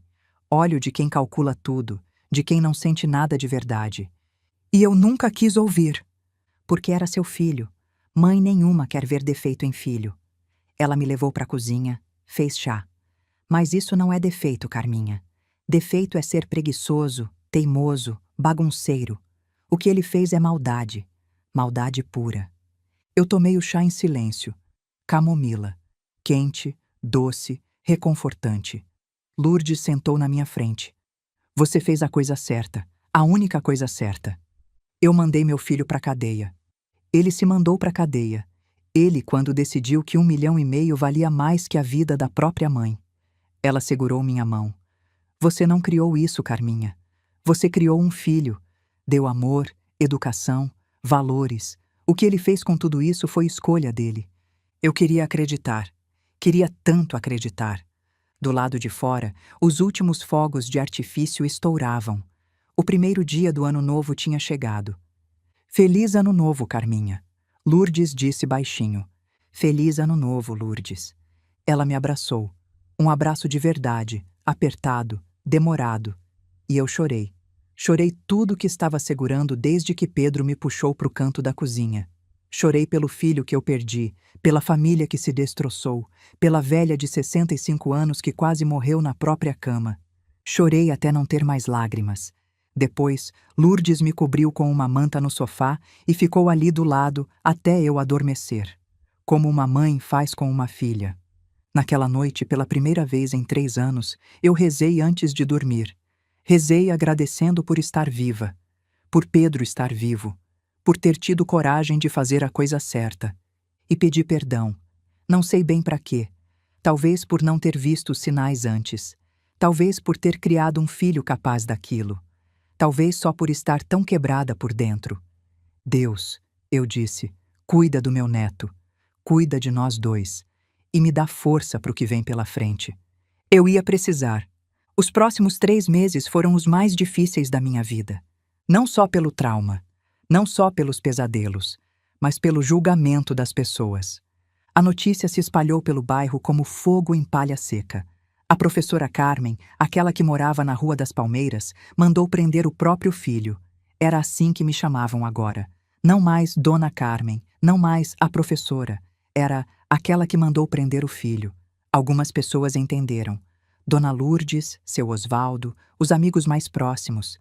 Eles sabiam a verdade. Eles me apoiaram. Mas outros me olhavam como se eu fosse um monstro. Na padaria onde eu comprava pão há 30 anos, a atendente nova me olhou de cima a baixo e sussurrou para a colega. É ela, a que entregou o filho para a polícia. Como se eu tivesse cometido o crime. Como se a vítima fosse o Renato. Na igreja, na minha igreja, onde eu ia todo domingo há décadas, uma mulher que eu nem conhecia direito veio até mim depois da missa. Eu queria te falar uma coisa. Ela disse com aquela voz de quem acha que está fazendo um favor. Filho é filho. A gente não entrega filho para a polícia. Não importa o que ele fez. Família resolve em família. Eu olhei para ela. Olhei bem nos olhos dela. Ele tentou me matar. Eu disse, a voz calma. Adulterou o aquecedor da minha casa para eu morrer dormindo. Meu neto de 9 anos quase morreu junto. A senhora acha que eu deveria ter resolvido isso como? Com uma conversa? Com uma bronca? Ela não respondeu. Virou as costas e foi embora. Padre José, o pároco, veio falar comigo depois. Me pediu desculpas pelo comportamento de alguns paroquianos. Disse que eu tinha feito a coisa certa. Disse que proteger os inocentes às vezes significa denunciar os culpados, mesmo quando os culpados são da nossa família. Deus sabe o que está no seu coração, Carmen. Ele disse segurando minha mão. E eu também sei. Você não fez nada de errado. Mas nem todo mundo pensava assim. Eu perdi algumas amizades naqueles meses. Pessoas que eu conhecia há anos simplesmente pararam de falar comigo. Atravessavam a rua quando me viam. Não atendiam minhas ligações. Uma delas, Marta, amiga de faculdade, madrinha de casamento, me mandou uma mensagem dizendo que não podia mais manter contato comigo. Eu não consigo entender como uma mãe faz isso, ela escreveu. Espero que você encontre paz, mas eu não posso fazer parte disso. 40 anos de amizade, jogados fora, porque eu me recusei a morrer calada. Foi difícil. Não vou mentir. Teve dias que eu não queria sair de casa. Dias que eu chorava no banheiro para Pedro não ver. Dias que eu me perguntava se tinha feito a coisa certa. Mas aí eu olhava para o meu neto, vivo, saudável, seguro, e eu sabia que tinha feito a única escolha possível. O julgamento começou em março. 3 semanas de audiências. 3 semanas sentada na última fileira do tribunal, assistindo minha família ser destroçada em público. Eu fui em todos os dias. Chegava cedo, sentava no mesmo lugar e esperava. Às vezes Dona Lourdes ia comigo. Às vezes eu ia sozinha. Nunca deixei de ir. A primeira coisa que eu vi quando entrei no tribunal pela primeira vez foi Renato. Ele estava sentado no banco dos réus, de uniforme de presidiário, as mãos algemadas na frente. Ele tinha emagrecido. Muito. Os olhos estavam fundos, o rosto abatido. Não parecia mais o homem bonito e confiante de 3 meses atrás. Quando me viu entrar, ele tentou sorrir. Aquele sorriso de filho que eu conhecia a vida inteira. Eu desviei o olhar e sentei no meu lugar. Não sorri de volta. O tribunal era frio, formal. Paredes brancas, móveis de madeira escura, um crucifixo atrás do juiz. O ar-condicionado zunia baixinho e eu tremia embaixo do meu casaco mesmo não fazendo frio. Eu ouvia os sussurros quando passava. É ela. A mãe. Coitada. Será que ela sabia? E o pior, como uma mãe faz isso com o filho? Como uma mãe faz isso com o filho, como se eu tivesse feito alguma coisa, como se a culpa fosse minha, como se eu não fosse a vítima. Eu queria gritar, queria me levantar e gritar para todo mundo que não fui eu que planejei assassinato, não fui eu que adulterou o aquecedor, não fui eu que estava disposta a matar por dinheiro. Mas eu não gritei. Fiquei calada, de cabeça erguida, e deixei a justiça fazer seu trabalho. O promotor era um homem jovem, uns 35 anos, cheio de energia. Dr. Fabrício Moreira. Ele apresentou as provas uma por uma, metódico, implacável. As fotos da tubulação adulterada. Cada imagem ampliada na tela grande, mostrando os arranhões recentes, as marcas de ferramenta, o trabalho mal feito às pressas. O laudo pericial. O engenheiro que examinou o aquecedor explicou, com diagramas e números, exatamente como o monóxido de carbono teria se espalhado pela casa. Se o aquecedor funcionasse por 6 horas, ele disse, a concentração de CO no segundo andar seria letal. Qualquer pessoa dormindo naqueles quartos não acordaria. O detector de CO com as digitais de Renato, encontrado na caixa de ferramentas do porão. A pilha ainda funcionando. O histórico de dívidas, R$ 890 mil no total, 350 mil para agiotas, 280 mil em jogos de azar online, 180 mil em cartões de crédito, 80 mil em empréstimos bancários, quase R$ 1 milhão, quase R$ 1 milhão em dívidas que eu nunca soube que existiam. Quando o promotor mostrou os extratos das casas de apostas, eu quase não acreditei. Renato apostava online há quase uma década. Apostas esportivas, cassino virtual, pôquer. Ele perdeu uma fortuna. E eu nunca desconfiei de nada. Mas o pior ainda estava por vir. Meritíssimo, o promotor disse. Eu gostaria de apresentar a prova mais contundente do planejamento e premeditação deste crime. As mensagens de celular trocadas entre os réus. O tribunal ficou em silêncio. O promotor leu em voz alta. Cada palavra ecoou nas paredes frias. Renato para Vanessa, 3 semanas antes do Natal. Já falei com o cara. Ele me ensinou como redirecionar o tubo. É simples. Qualquer idiota faz. Vanessa para Renato. E se der errado? E se ela acordar? Renato. Não vai dar errado. CO não tem cheiro, não tem cor. Ela vai dormir e não acorda. Simples assim. Igual no filme. Vanessa. E o Pedro? Renato. A gente fala para ele dormir no sofá.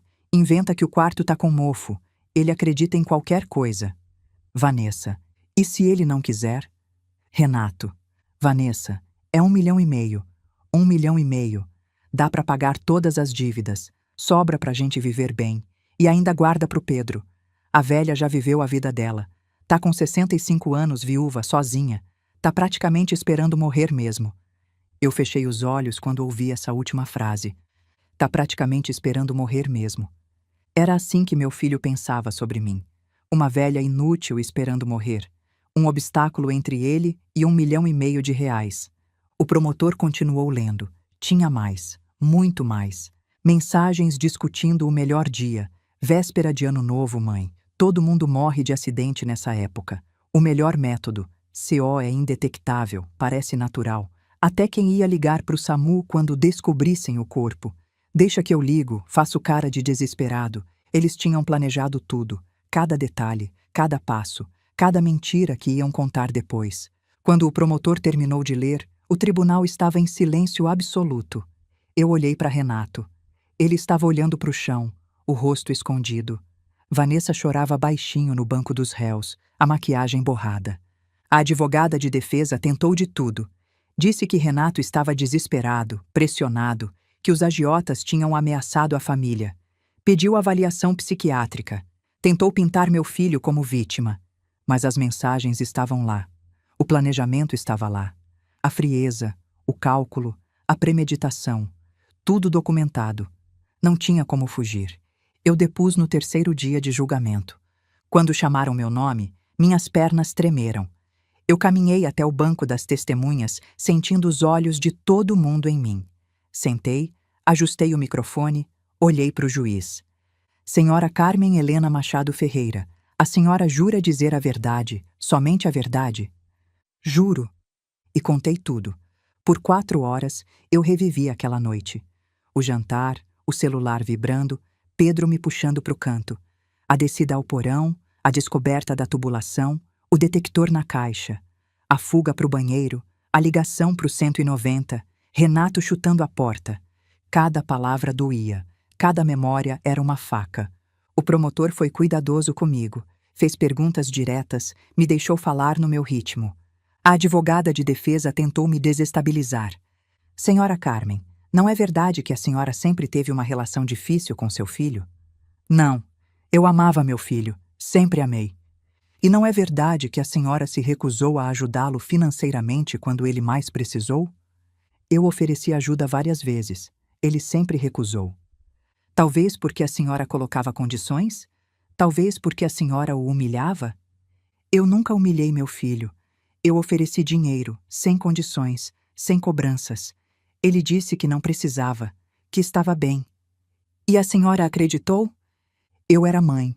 Mães querem acreditar nos filhos. A advogada tentou mais umas perguntas. Tentou sugerir que Pedro tinha entendido errado, que a tubulação já podia estar assim antes, que era tudo coincidência. Eu respondi tudo com calma.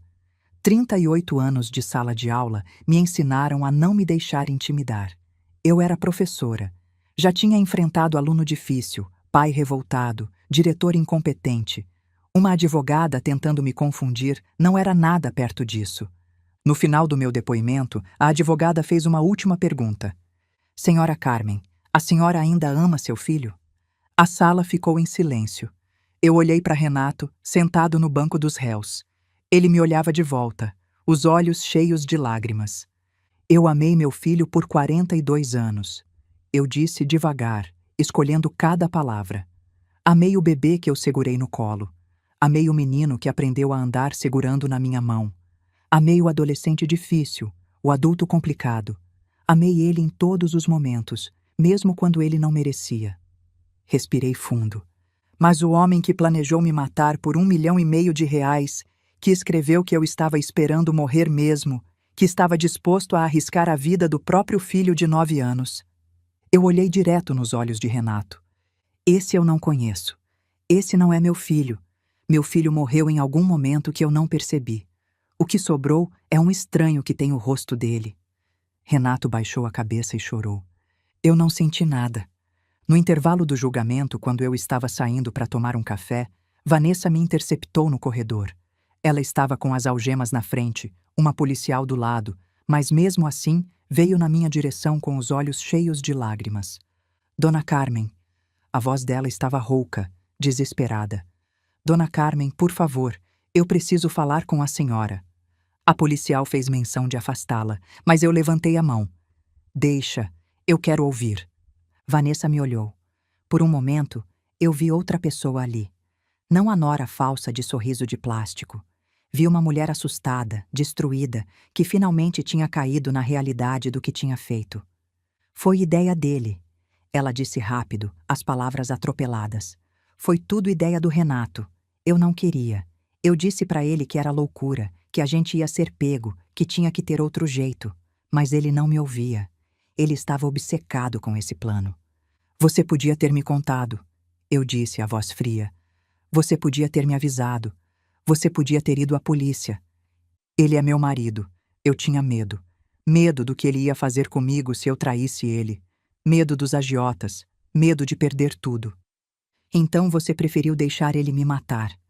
Vanessa baixou os olhos. Eu achei que ele ia desistir. Achei que na hora ele não ia ter coragem. Eu nunca achei que ele fosse realmente... Você sabia que o quarto do Pedro é no segundo andar. Eu interrompi. Você sabia que o gás ia subir. Você estava disposta a arriscar a vida do seu próprio filho. O rosto dela se contorceu. Eu ia tirar ele do quarto. Eu ia garantir que ele ficasse no sofá. Eu nunca ia deixar. Você não sabe disso.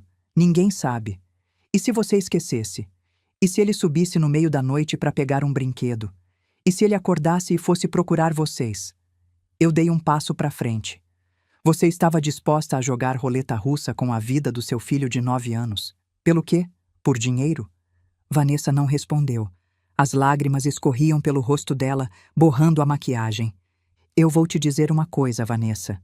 Eu disse baixo, para só ela ouvir. Eu não sei se um dia vou perdoar o Renato. Provavelmente não. Mas ele pelo menos era meu filho. Eu criei ele errado. Falhei com ele de alguma forma. Tenho minha parte da culpa. Fiz uma pausa. Mas você? Você era mãe. Você tinha um filho para proteger. E você escolheu o dinheiro. Você escolheu o marido. Você escolheu ficar calada enquanto ele planejava matar uma velha de 65 anos na cama dela. Eu me aproximei mais, olhando nos olhos dela. Você não merece perdão. E o Pedro? O Pedro vai crescer sabendo que a mãe dele estava disposta a deixar ele morrer por R$1,5 milhão. Você vai ter que viver com isso pelo resto da vida. A policial puxou Vanessa pelo braço. Vamos, intervalo acabou. Vanessa foi levada embora, chorando. Eu fiquei parada no corredor, tremendo, o coração acelerado. Não senti pena, não senti remorso.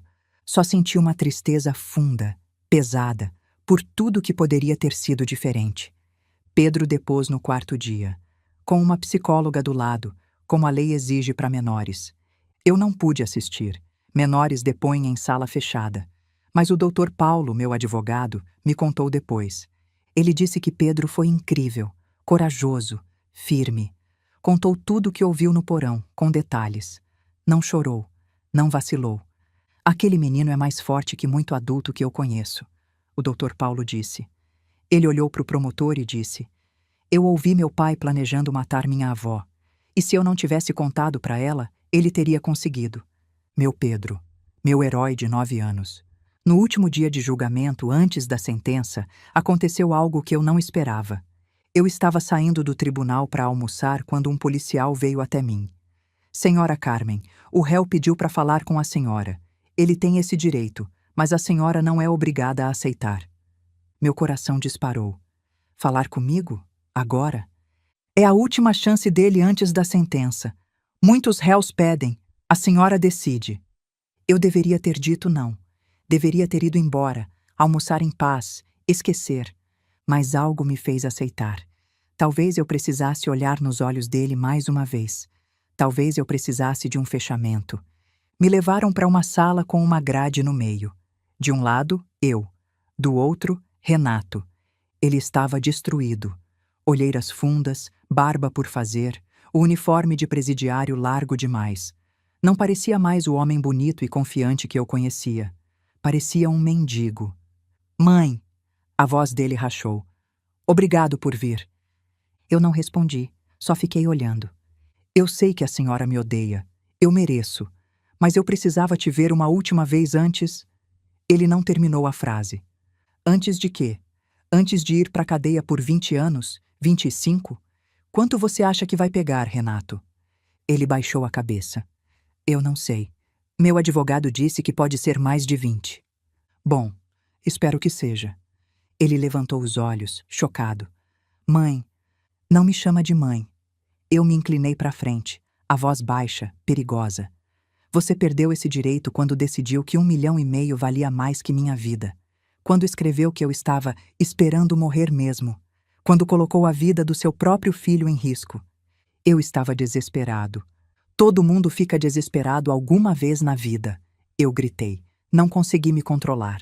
Todo mundo tem problemas, tem dívidas, tem medo, mas a maioria das pessoas não planeja matar a própria mãe. Renato encolheu na cadeira como se eu tivesse batido nele. Eu dei tudo para você. Minha voz tremia agora, de raiva, de dor. Trabalhei 38 anos para te dar estudo, te dar conforto.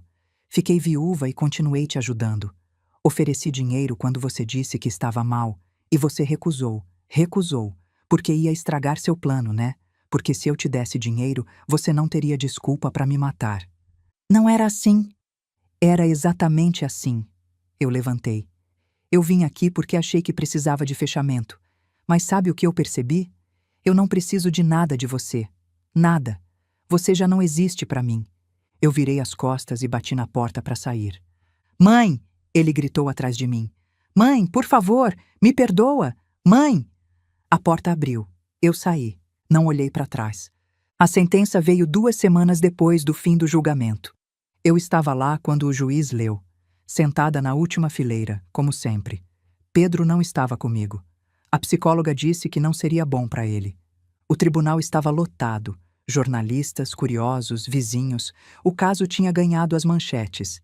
Filho tenta matar mãe por seguro de vida. Neto de 9 anos salva a avó de assassinato. Todo mundo queria ver o final. O juiz entrou. Todos levantaram. Ele sentou, ajustou os óculos, abriu a pasta. No processo número 000-1234-56.2025.8.26.0000, o tribunal condena os réus Renato Augusto Ferreira e Vanessa Cristina Lima Ferreira nos seguintes termos. Eu prendi a respiração. Renato Augusto Ferreira, condenado a 22 anos de reclusão em regime fechado por tentativa de homicídio qualificado contra ascendente, com as agravantes de motivo torpe e premeditação. 22 anos. Quando Renato sair da cadeia, vai ter 64 anos. Mais velho do que eu sou agora.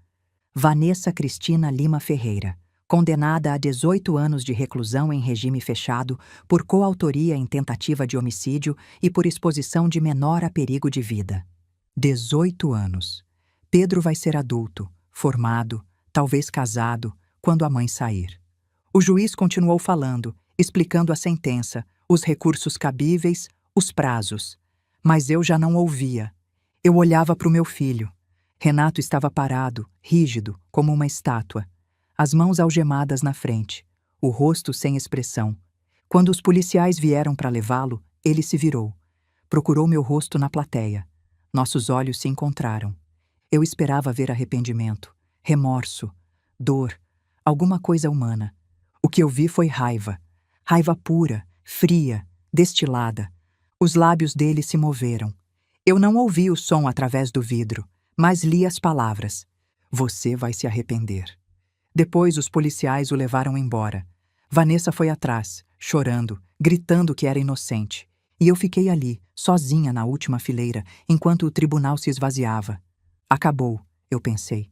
Finalmente acabou. Mas eu estava errada. Na verdade, estava só começando. 3 meses depois do julgamento, eu recebi uma carta.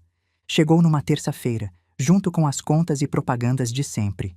Envelope branco, simples, com o carimbo do sistema penitenciário de São Paulo. Meu nome e endereço escritos à mão, numa letra que eu reconheci na hora. A letra do Renato. Eu fiquei com aquela carta na mão por quase 1 hora, sentada na mesa da cozinha, olhando para o envelope, sem coragem de abrir. Parte de mim queria jogar no lixo sem ler. Parte de mim queria rasgar em 1000 pedaços. Parte de mim precisava saber o que ele tinha a dizer. No fim, eu abri. A carta tinha 3 páginas, letra apertada, quase sem margens, como se ele tivesse muito para falar e pouco papel. Eu vou contar o que ele escreveu, porque acho que faz parte da história. Faz parte de entender como um filho chega ao ponto de tentar matar a própria mãe. Ele começou pedindo desculpas. Mãe, eu sei que você provavelmente não vai ler essa carta. Se ler, provavelmente vai jogar fora depois da primeira linha. Eu entendo. Eu mereço. Mas eu preciso escrever de qualquer jeito, nem que seja só para mim mesmo. Eu não durmo direito desde que fui preso. Toda noite eu fico acordado olhando para o teto, pensando no que eu fiz, no que eu quase fiz. E eu não sei como explicar. Não sei se existe explicação. Depois ele contou coisas que eu não sabia. Eu comecei a jogar há uns 8 anos, logo depois que o Pedro nasceu. Foi inocente no começo. Uma aposta aqui, outra ali, só para me distrair do estresse do trabalho. Mas aí eu ganhei uma vez, ganhei bastante, e achei que podia ganhar de novo. É assim que funciona o vício, mãe. A gente ganha uma vez e acha que é esperto, que descobriu o segredo. Aí perde. E perde de novo. E a cada vez que perde, aposta mais, tentando recuperar, sempre achando que a próxima vai ser diferente. Nunca é. Eu perdi tudo. As economias, os investimentos, o dinheiro que era para o futuro do Pedro. Escondi da Vanessa, de você, de todo mundo. Eu tinha vergonha, mãe. Vergonha de admitir que tinha falhado. Que não era o homem bem-sucedido que todo mundo achava que eu era. Quando os bancos pararam de emprestar, eu fui para os agiotas. Você não sabe o que é agiota, mãe. Não são pessoas. São monstros. Eles cobram 15% ao mês. Ao mês. Uma dívida de 100 mil vira 200 mil em menos de um ano. Eles mandaram gente na minha casa. 2 vezes. Homens grandes, armados, que sabiam o nome da escola do Pedro, o horário que ele saía, o caminho que ele fazia. Disseram que se eu não pagasse, iam pegar ele. Iam pegar a Vanessa. Eu entrei em desespero, mãe. Desespero de verdade. Não sabia o que fazer. Não dormia, não comia, não conseguia pensar em outra coisa. Eu parei de ler nesse ponto. Minhas mãos tremiam. Continuei. Foi aí que eu lembrei do seguro de vida. Eu não queria te matar, mãe. Juro que não queria. A ideia veio e eu tentei afastar, mas ela voltava toda hora. Eu ficava acordado à noite calculando. Quanto tempo levaria? Quanto dinheiro eu receberia? Como eu resolveria tudo? E aos poucos, sem eu perceber, o impensável virou possível. E o possível virou plano. Eu me convenci de que era a única opção, que você já tinha vivido sua vida, que o dinheiro ia ficar parado de qualquer jeito, que eu estava fazendo um favor para todo mundo, até para você, que ia morrer dormindo, sem dor, sem medo. É isso que o desespero faz, mãe.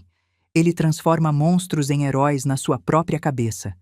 Eu me convenci de que estava certo, que era necessário, que você entenderia de alguma forma. Eu tive que parar de ler. Fui até a pia, lavei o rosto. Minhas mãos não paravam de tremer. Voltei para a carta.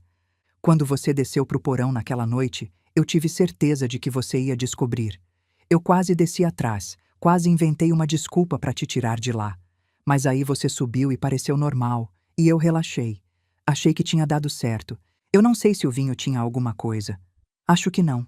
A Vanessa tinha comprado uns calmantes naturais. Disse que ia colocar, mas eu não tenho certeza se ela colocou. Eu só queria que você fosse dormir logo, para acabar com aquilo de uma vez. Quando eu ouvi as sirenes, mãe, eu vou ser honesto. Eu senti alívio. Alívio, mãe.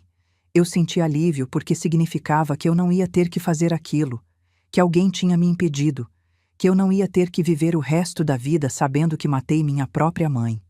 Eu sei que isso não muda nada. Eu sei que o plano existiu, que eu quase executei, que só não aconteceu porque o Pedro ouviu e você ligou para a polícia. Mas eu preciso que você saiba. No fundo, bem no fundo, eu não queria fazer isso. Eu só não sabia mais como parar. Ele terminou a carta pedindo perdão. Eu sei que você provavelmente não vai me perdoar. Eu não me perdoo. Não sei se um dia vou conseguir, mas eu preciso te pedir uma coisa. Cuida do Pedro. Eu sei que você vai cuidar. Sei que ele está em boas mãos. Mas faz com ele o que você não conseguiu fazer comigo. Não deixa ele pegar atalho. Não deixa ele achar que as coisas vão se resolver sozinhas. Ensina ele que toda escolha tem consequência. Ensina ele a pedir ajuda quando precisar, a não ter vergonha de admitir fraqueza. Ensina ele a ser melhor do que eu fui. Perdoa, mãe. Se você conseguir. Se não conseguir, eu entendo. Renato. Eu dobrei a carta. Guardei no fundo da gaveta da cômoda. Nunca respondi. Às vezes, tarde da noite, quando Pedro já dormiu e a casa está em silêncio, eu tiro a carta da gaveta e leio de novo. Não sei por quê. Não é porque perdoei. Não sei se algum dia vou perdoar. Mas eu leio porque me ajuda a lembrar que as coisas não são simples. Que meu filho, o menino que eu criei, se perdeu em algum lugar do caminho. E que eu talvez pudesse ter ajudado, se tivesse visto os sinais. Eu não vi. E quase paguei com a vida. A guarda do Pedro foi a parte mais fácil. Com os pais presos e sem nenhum outro parente próximo, eu era a única opção. O juiz concedeu a guarda definitiva em tempo recorde. Acho que ele olhou as fotos do aquecedor, leu o depoimento de Pedro e não teve dúvidas. Pedro veio morar comigo oficialmente uma semana depois do Ano Novo. A casa antiga eu vendi. Não conseguia mais ficar lá. Cada canto tinha uma memória manchada. O porão onde descobri a sabotagem. O banheiro onde me tranquei ligando para o 190. O corredor onde Renato foi algemado. Vendi por menos do que valia. O corretor disse que casas com histórico são difíceis. As pessoas têm medo. Não me importei. Eu só queria me livrar daquelas paredes. Com o dinheiro, comprei um apartamento num prédio com portaria 24 horas. 2 quartos, sala, cozinha, varanda pequena. O suficiente para mim e para o Pedro. O suficiente para recomeçar. Os primeiros meses foram difíceis. Pedro acordava gritando quase toda noite. Pesadelos terríveis. Eu ia para o quarto dele toda vez, segurava a mão dele, cantava músicas de ninar até ele dormir de novo. Aos poucos, os pesadelos foram diminuindo. A psicóloga disse que era normal, que trauma leva tempo. Me ensinou técnicas para ajudá-lo. E funcionou. Até hoje, às vezes, Pedro acorda no meio da noite e vem para o meu quarto. Não fala nada. Só encosta na minha cama e fica ali até pegar no sono. Eu finjo que não percebo. Deixo ele ficar. Nós criamos uma rotina. Café da manhã juntos. Eu faço pão de queijo que ele adora. Escola. Ele vai de van porque eu não dirijo. Lição de casa na mesa da cozinha. Eu ajudo com português e história. A vizinha do andar de baixo ajuda com matemática. Jantar às 19 horas, sempre. Televisão até 21 horas. Leitura antes de dormir. Eu leio para ele toda noite. Comecei com as Crônicas de Nárnia, que eu lia para os meus alunos há décadas. Pedro adora. Gosta das batalhas, das aventuras, dos animais que falam. Mas o que ele mais gosta é de Aslan, o leão que protege as crianças, o leão que sempre aparece quando mais precisam. Uma noite, depois de terminar um capítulo, Pedro me perguntou: Vovó, você acha que existe um Aslan de verdade? Tipo, alguém que protege a gente quando a gente precisa? Eu pensei na pergunta. Pensei na noite de Ano Novo. Na coragem dele de me contar o que ouviu, na fechadura que aguentou os chutes, na polícia que chegou a tempo. Acho que sim, meu amor. Talvez não seja um leão, mas eu acredito que tem alguém olhando por nós. Deus, os anjos, sei lá. Alguém que não deixa a gente sozinha nos momentos mais difíceis. Pedro sorriu. Foi a primeira vez que eu vi ele sorrir de verdade desde aquela noite. Eu acho que você é meu Aslan, vovó. Eu não consegui responder. Só abracei ele e deixei as lágrimas caírem em silêncio. 1 ano depois. Pedro está no 5º ano agora. As notas são boas. A professora diz que ele é um dos mais participativos da turma. Fez amigos, vai na casa deles jogar videogame, traz eles aqui para comer meu pão de queijo.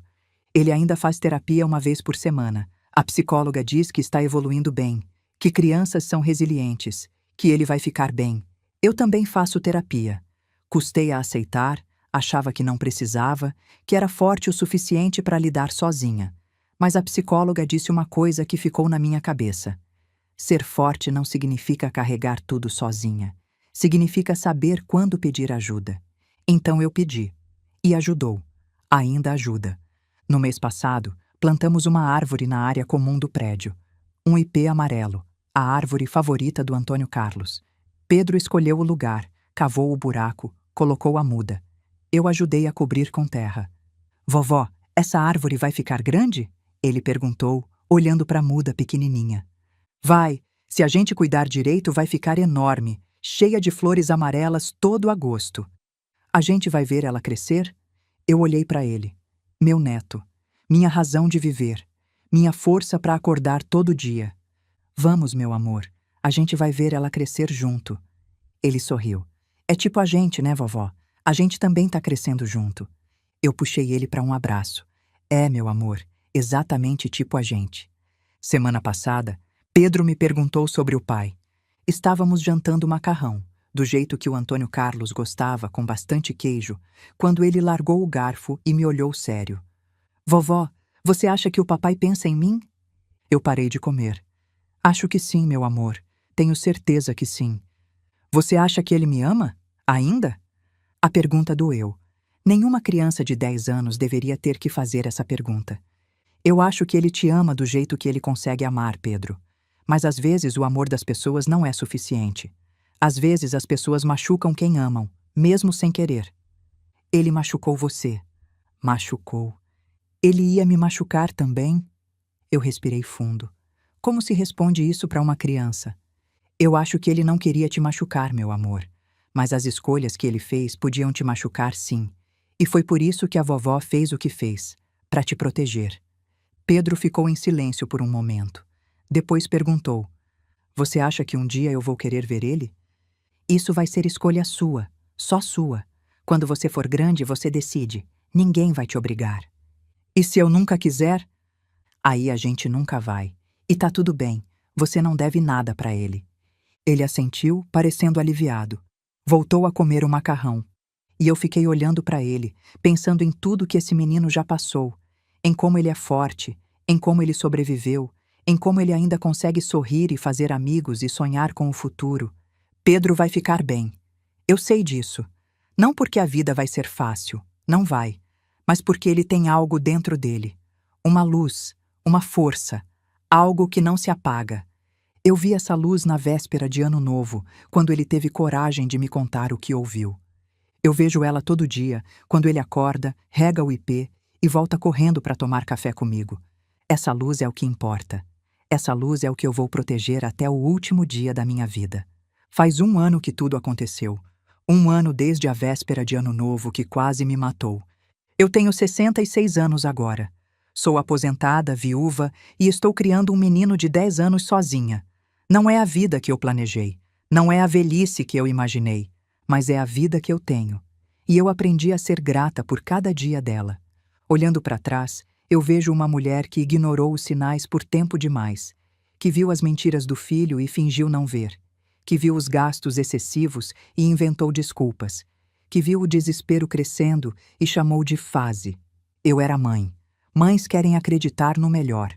Mães protegem, mesmo quando não têm o que proteger. Mas tem uma diferença entre proteger e permitir. Entre amar e cegar.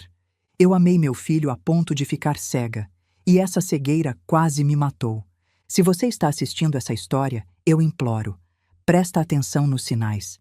Parente que pergunta demais sobre seu dinheiro. Filho que só aparece quando precisa de algo. Genro ou nora, interessados demais na sua saúde, no seu testamento, no seu seguro. Presentes caros que não fazem sentido com a situação financeira que eles dizem ter. Pressão para mudar documentos, insistência para você descansar mais, dormir mais cedo, sugestões de que você está velha demais para cuidar das próprias coisas. Confia no seu instinto. Se algo parece errado, provavelmente está errado. E se você tem netos, filhos pequenos, sobrinhos, escuta quando eles falam.